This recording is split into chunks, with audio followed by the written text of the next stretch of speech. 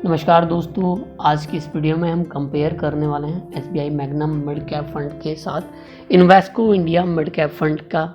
और ये हमारे मिड कैप फंड सीरीज़ की लास्ट वीडियो है। इससे पहले हमने SBI Magnum mid cap fund के साथ HDFC, Kotak, Axis, ICICI, Tata, Edelweiss सभी important mutual fund mid cap mutual fund के साथ कंपेयर करके देख चुके हैं। ये लास्ट वीडियो है मिड कैप फंड की। अगर आपने वो वीडियो नहीं देखी तो प्लेलिस्ट में जाकर देख सकते हैं, जिससे आपको जब भी इन्वेस्टमेंट करना चाह रहे हैं आपको समझने में थोड़ी आसानी हो। तो हमेशा की तरह हम 6 टॉपिक्स पर बात करने वाले हैं: fund overview, return, risk measure, portfolio, fund detail और लास्ट में कैलकुलेट करके भी देखेंगे कि आप अपने लिए कितना अच्छा फंड बना सकते हैं शॉर्ट टर्म में और लॉन्ग टर्म में, दोनों में। तो आइए सबसे पहले हम फंड ओवरव्यू देखते हैं। अगर एनएवी की बात करें, जहां SBI Magnum mid cap fund direct plan growth का एनएवी की बात है 153 रुपये 4 पैसे हैं। वहीं Invesco India mid cap fund direct growth का एनएवी 101 रुपये 48 पैसे हैं।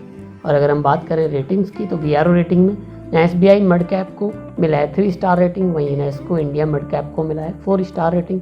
तो 1 से लेकर 5 तक रेटिंग होती है। जिस फंड को जितनी ज़्यादा रेटिंग मिलती है वो फंड उतना अच्छा होता है। कैटेगरी और सब कैटेगरी दोनों की सेम है, मिड कैप और इक्विटी है।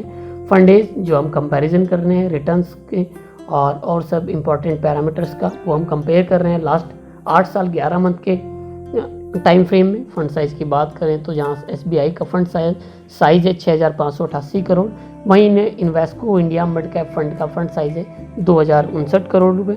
अब आइए एक नज़र इन दोनों ही म्यूचुअल फंड्स के रिटर्न्स पर डालते हैं। 3 महीने में जहाँ एसबीआई मैग्नम ने दिया है 6.03% तक का रिटर्न, वहीं इन्वेस्को इंडिया ने दिया है 2.61% तक का रिटर्न। वहीं 6 महीने में एसबीआई ने दिया है 19.93%, इन्वेस्को ने दिया है 17.6%। 1 साल की बात करें तो एसबीआई का 56.4% है, वहीं इन्वेस्को का 46.14% है। 3 साल की बात करें तो 3 साल में एसबीआई ने 27.07% तक का रिटर्न दिया है, वहीं इन्वेस्को ने 24.95% तक का रिटर्न दिया है। 5 सालों की बात करें तो 5 सालों में एसबीआई ने 17.74% तक का रिटर्न दिया है, वहीं इन्वेस्को ने 21.47% तक का रिटर्न दिया है। और वहीं ऑल टाइम की बात करें तो एसबीआई ने 20.87 और इन्वेस्को ने 21.51% तक का रिटर्न दिया है। अगर आप देखें तो 1 से लेके और 3 महीने से लेके 3 ईयर तक का रिटर्न एसबीआई का ज़्यादा रहा है। केवल 5 साल के रिटर्न्स में इन्वेस्को ने ज़्यादा अच्छा रिटर्न दिया है। और ऑल टाइम्स की बात करें तो ऑल टाइम में भी इन्वेस्को ने ज़्यादा अच्छा रिटर्न दिया है। 3 साल से लेकर 3 महीने तक के रिटर्न्स एसबीआई के ज़्यादा हैं। अब आइए दोस्तों एक नज़र इन दोनों ही म्यूचुअल फंड के रिस्क मेजर्स पर डाल लेते हैं जो इंपॉर्टेंट है, अल्फा और बीटा। अल्फा की बात करें तो एसबीआई मैग्नम का अल्फा 2.78 है, वहीं इन्वेस्को का अल्फा है 2.7, लगभग दोनों का बराबर ही।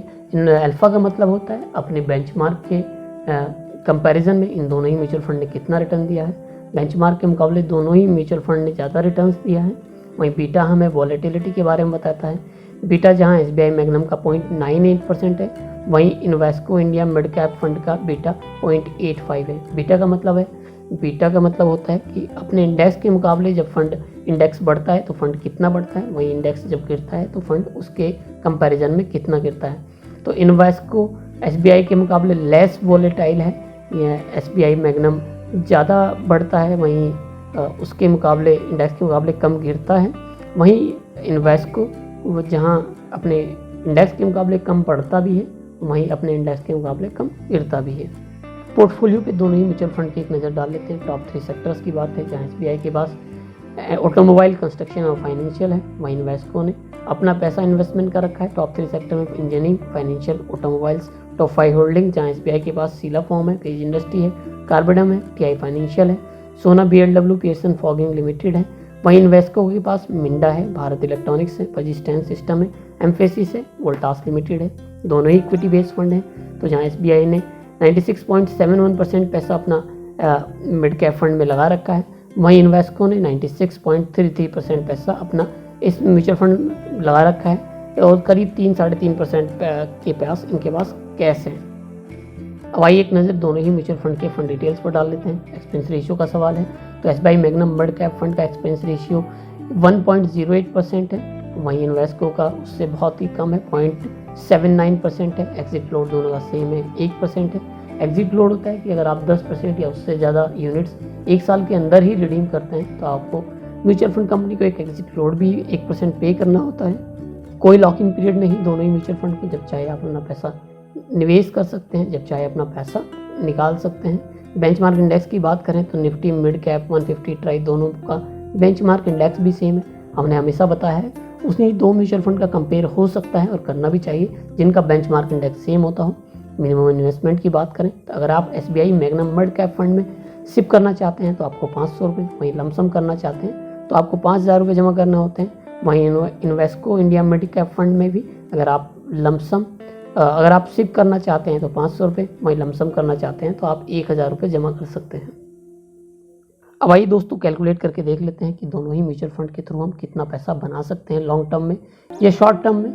जो कि दोस्तों मैंने हमेशा आपको बताया है कि म्यूचुअल फंड का जो रिटर्न होता है कभी सेम नहीं रहता है, तो हम एक मिनिमम क्राइटेरिया मान के चलते हैं कि अगर रिटर्न लंबे समय में या शॉर्ट ड्यूरेशन में भी 15% रहता है तो कितना फंड जमा कर सकते हैं। वहीं अगर लॉन्ग ड्यूरेशन की बात करें 30 सालों तक अगर 25% तक का रिटर्न रहता है सभी पैरामीटर्स पर कि तो हम देखते हैं तो कितना रिटर्न हम बना सकते हैं या कितना फंड अपने लिए बना सकते हैं, ये हम देखेंगे।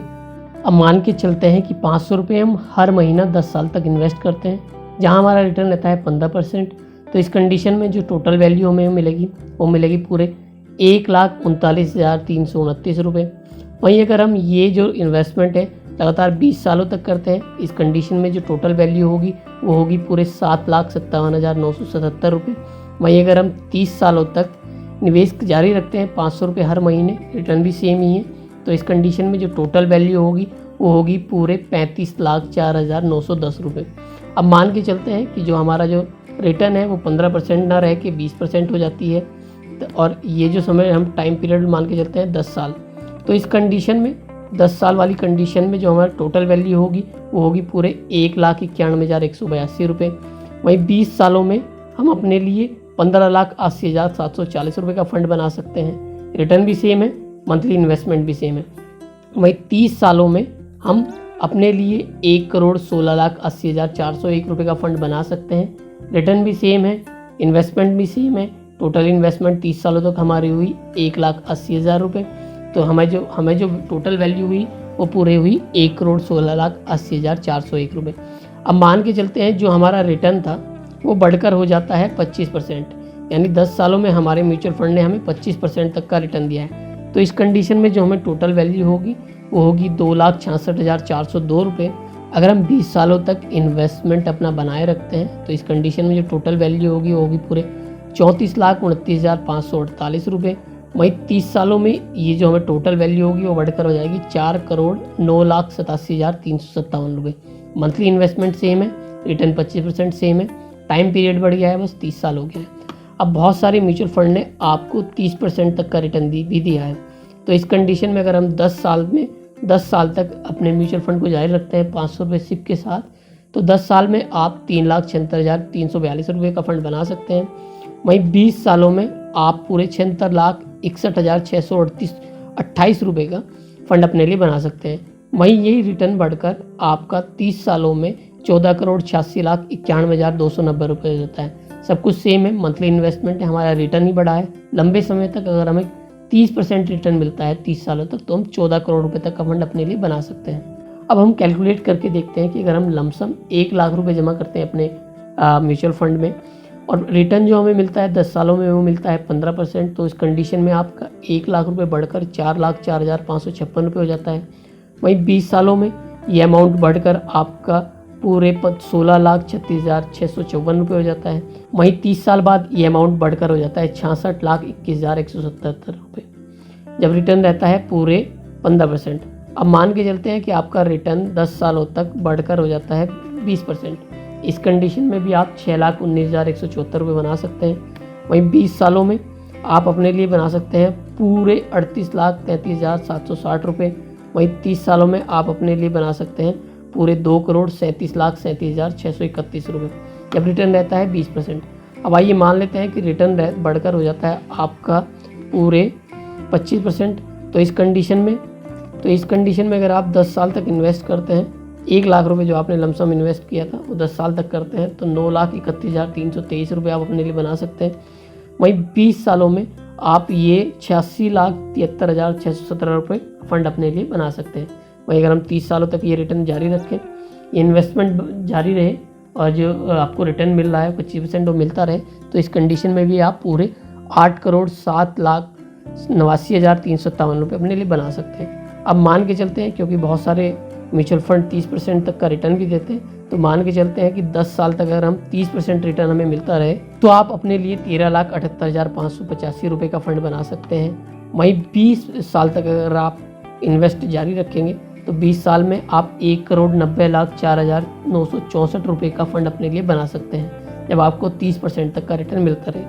वहीं 30 सालों में या आपका जो निवेश है, टोटल निवेश 1 लाख रुपये आपके 30% रिटर्न के साथ पूरे 26,19,99,564 रुपये बन जाते हैं। तो दोस्तों ये थी 1 लाख रुपये लमसम के कैलकुलेशन। तो दोस्तों आज की वीडियो में SBI magnum mid cap fund के साथ Invesco India mid cap fund का ये कंपेयर आपको कैसा लगा? आपका कोई प्रश्न या सुझाव हो तो वो हमें बता सकते हैं कमेंट बॉक्स में कमेंट करके। अगर आप हमारी वीडियो अभी तक देख रहे हैं तो वीडियो को लाइक करना ना भूलें, साथ में हमारे चैनल को सब्सक्राइब भी करते चलें। हम ढेरों ही ऐसी इन्वेस्टमेंट की म्यूचुअल फंड कंपेयर की वीडियो बनाते रहेंगे। ये मिड कैप फंड की लास्ट वीडियो थी। अब जो हम आगे जो सीरीज स्टार्ट करना जा रहे हैं वो जा रहे हैं हम